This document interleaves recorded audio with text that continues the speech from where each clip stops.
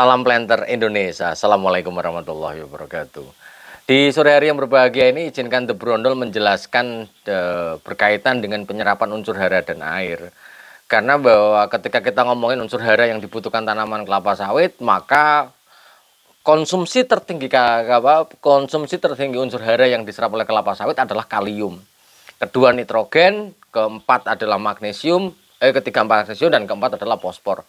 Namun ada beberapa hal yang harus diingat ketika kita ngomongin serapan unsur hara, kita tidak bisa terlepas sebuah teori penyerapan unsur hara dan air bagi tanaman kelapa sawit ataupun tanaman lainnya. Ini saya ambil dari Barber et al. Dalam Tisdale 1985 yang menyatakan bahwa penyerapan unsur hara dan air, terutama unsur hara, itu akan berkaitan dengan tiga hal. Yang pertama adalah intersepsi, yang kedua adalah aliran massa, dan difusi. Penjelasan ini nanti akan menjelaskan kenapa kelapa sawit ketika dipupuk wajib ada lembabnya. Kemudian bagaimana reaksi pemupukan di tanaman kelapa sawit adalah sangat tergantung dari kelarutan dari pupuk itu sendiri. Maka kita harus bahas satu persatu. Yang pertama adalah bicara tentang intersepsi akar. Intersepsi akar. Nah, intersepsi akar itu apa sih?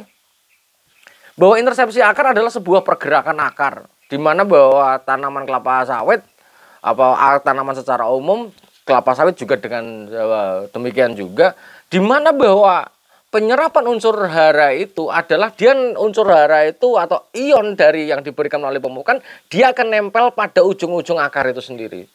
Kemudian dia nanti akan membawanya ke dalam pergerakan akar itu sendiri. Jadi dia akan nempel. Karena bahwa kita ngomongin kapasitas tukar kation, tidak hanya kapasitas tukar kation oleh tanah sendiri, tapi di dalam bukunya Yuwono ini juga disampaikan bahwa akar juga punya kapasitas tukar kation, yang mana kapasitas tukar kation dari masing-masing tanaman itu adalah beda-beda.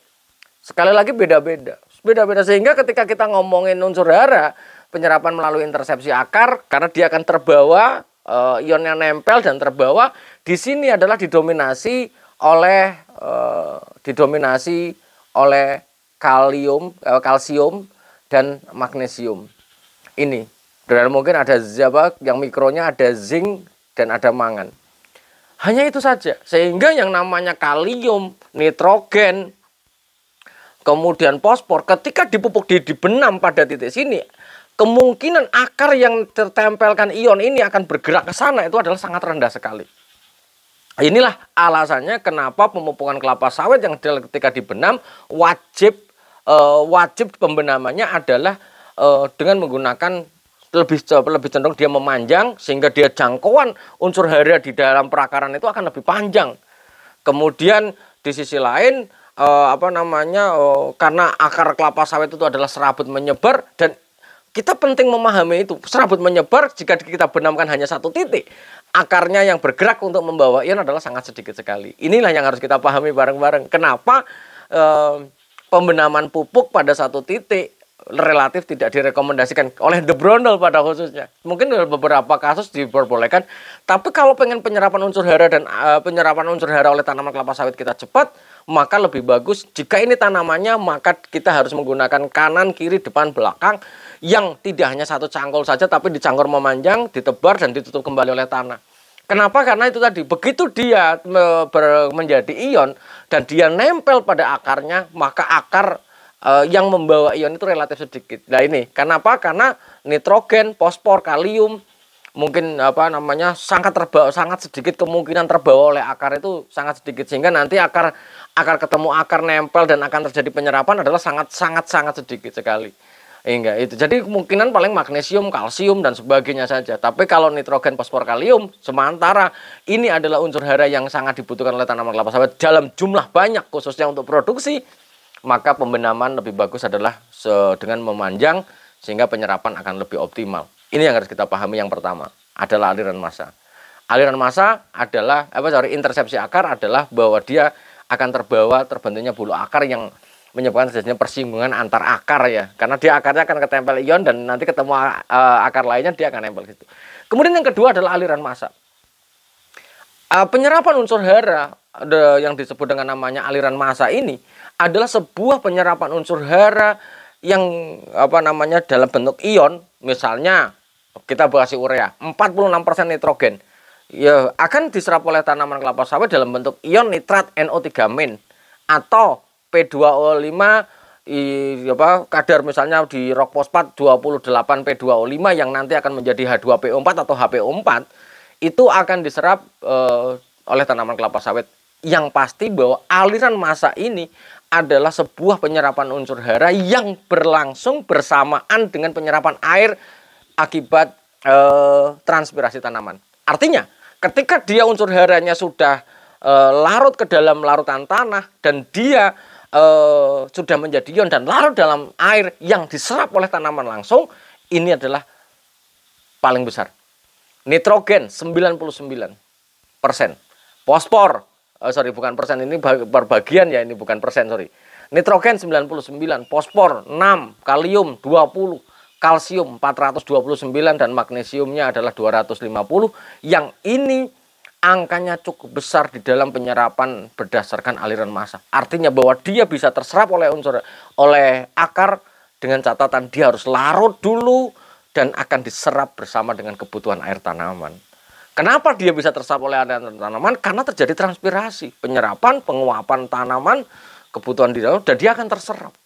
Sehingga inilah alasan kenapa ketika kita melakukan pemupukan wajib dalam bentuk harus larut dulu.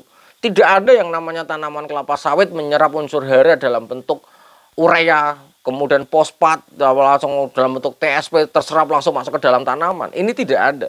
Semua tanaman, khususnya tanaman kelapa sawit, mungkin tanaman umumnya juga sama, menyerap dalam bentuk ion. Ion yang wajib hasil dari reaksi pemupukan itu sendiri. Misalnya kalium dalam bentuk K+, Ca, kalsium menjadi Ca2+, magnesium menjadi Mg2+. Ini yang nanti akan diserap oleh tanaman kelapa sawit, dan angkanya terbanyak adalah berdasarkan Tisdale ini atau Barber et al. Dan dalam Tisdale ini paling banyak adalah diserap dalam bentuk bersama dengan air. Sehingga kita dalam menyikapi tabel ini dalam sebuah teori, sekali lagi bahwa teori, banyak orang yang mengatakan The Brownell itu teoritis saja. Tidak, teori dibangun dari sebuah percobaan yang ada di lapangan. Ketika kita melakukan pemupukan, dia harus larut dulu bersama dengan air tanah dulu dan diserap dalam jumlah yang cukup banyak. Pertanyaannya, ngapain kita mupuk garam di musim kemarau, urea, kalium, misalnya urea, KCl, kemudian kiserit, ZA itu di musim kemarau adalah tidak boleh, selain ada faktor kehilangan, tapi bahwa unsur-unsur ini adalah paling banyak diserap dalam bentuk yang sudah ion yang terlarut dalam larutan tanah. Sehingga sahabat The Brownell, kita harus arif dan bijaksana ketika kita melakukan pemupukan dengan pupuk-pupuk kimia ini harus dilakukan dalam kondisi yang lembab, atau yang selalu The Brownell sampaikan bahwa pemupukan wajib ada hujan minimal 1 hujan deras dalam 1 minggu, kemudian ada pemupukan ada 1 minggu atau 2 hujan ringan dalam 1 minggu. Ini adalah menjadi syarat ketika kita melakukan pemupukan dalam bentuk garam, urea, ZA, KCl, kiserit, termasuk boron dan sebagainya, kecuali dolomit sama rock fosfat mungkin bisa di musim kemarau. Kemudian yang selanjutnya, banyak orang yang berpikir bahwa penyerapan unsur hara adalah terjadinya perpindahan dari konsentrasi tinggi. Misalnya ini akar diserap, kemudian kaliumnya berkurang, terjadi perpindahan ini. Angkanya juga sangat sedikit sekali. Dimana bahwa difusi, mungkin untuk fosfor banyak difusi dan kalium juga banyak ke difusi. Ini terjadi sehingga sahabat The Brownell, terjadi perpindahan, sehingga yang menjadi penting adalah penyerapan oleh akar itu sendiri. Ketika akar bergerak, penyerapannya cukup tinggi, maka dengan adanya ion yang terlarut dalam larutan tanah, maka kalium dan fosfor juga akan bergerak mendekati akar untuk bisa diserap oleh tanaman kelapa sawit. Sehingga perpindahan ion ini juga dalam kondisi yang terlarut juga. Sehingga jangan sampai kita ngomongin konsentrasi, kita masih berpikir ketika kita melakukan pemupukan wajib tanaman kelapa sawit menyerap dalam bentuk pupuk aslinya adalah sebuah hal yang tidak benar. Mungkin itu aja dulu yang dapat saya sampaikan pada kesempatan di sore hari yang berbahagia. Benang merahnya memang ini adalah membaca sebuah teori yang tertera dalam sebuah tabel perimbangan jumlah unsur hara yang diserap dalam bentuk intersepsi, aliran massa dan difusi memang teoritis. Karena ini dalam bentuk